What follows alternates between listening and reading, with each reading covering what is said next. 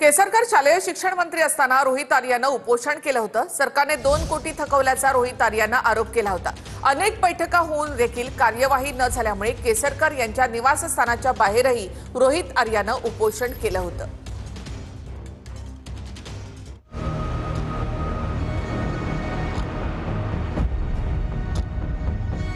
याआधी रोहित आर्या कशामुळे चर्चेत होता?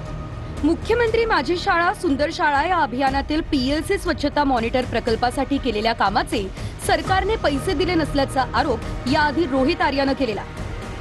उपक्रम चुकीच्या पद्धतीने राबवल्याचा राजकीय नेत्यांच्या शाळांना पारितोषिके दिल्याचा आरोप प्रकल्पाचे संचालक रोहित आर्यानं पत्रकार परिषद घेऊन केलेला। या विरोधात रोहित आर्यानं उपोषणही केलं होतं। सरकारच्या नियमानुसार आर्या यांना पैसे दिले जाणार असल्याचं तत्कालीन शालेय शिक्षण मंत्री दीपक केसरकर यांनी सांगितलं होतं। तत्कालीन शालेय शिक्षण मंत्री दीपक केसरकर यांच्या सूचनेनुसार रोहित आर्यानं 2022 मध्ये स्वखर्चानं हा प्रकल्प राबवला। या प्रकल्पाचे सकारात्मक परिणाम पाहून शिक्षण विभागानं 2023-24 मध्ये मुख्यमंत्री माझी शाळा सुंदर शाळा या अभियानामध्ये समावेश केला।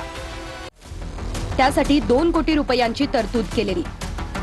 त्यानंतर मला बाजूला करून प्रकल्प चुकीच्या पद्धतीने राबवण्यात आला असा आरोप रोहित आर्यानं केलेला आहे। माझ्या कामाचे पैसे देण्याबाबत पाठपुरावा करूनही टाळाटाळ करण्यात आली असा आरोप रोहित आर्यानं केला होता। जुलै 2024 मध्ये रोहित आर्यानं या विरोधात उपोषण केलं होतं। अनेक बैठका घेऊनही कार्यवाही न झाल्यानं केसरकर यांच्या निवासस्थानाबाहेरही उपोषण करण्यात आलं होतं। अहवाल प्राप्त झाल्यावर शासनाच्या नियमानुसार जे द्यायचंय ते आर्या यांना दिलं जाईल असं केसरकर यांनी स्पष्ट केलं होतं।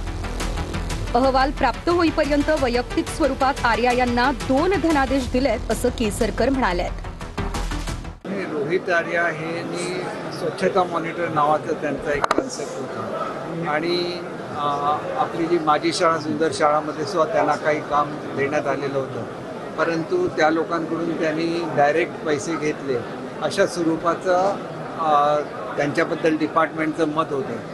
तर हे जे मॅटर आहे ते त्यांनी डिपार्टमेंटशी बोलून सोडवलं पाहिजे, कारण शेवटी सरकारची काम करायची एक पद्धत असते आणि त्या चौकटीमध्येच सर्वांनी काम करायला लागतं। अशा तऱ्हेने कोणाला तरी ओलीस धरणं हे चुकीचं आहे।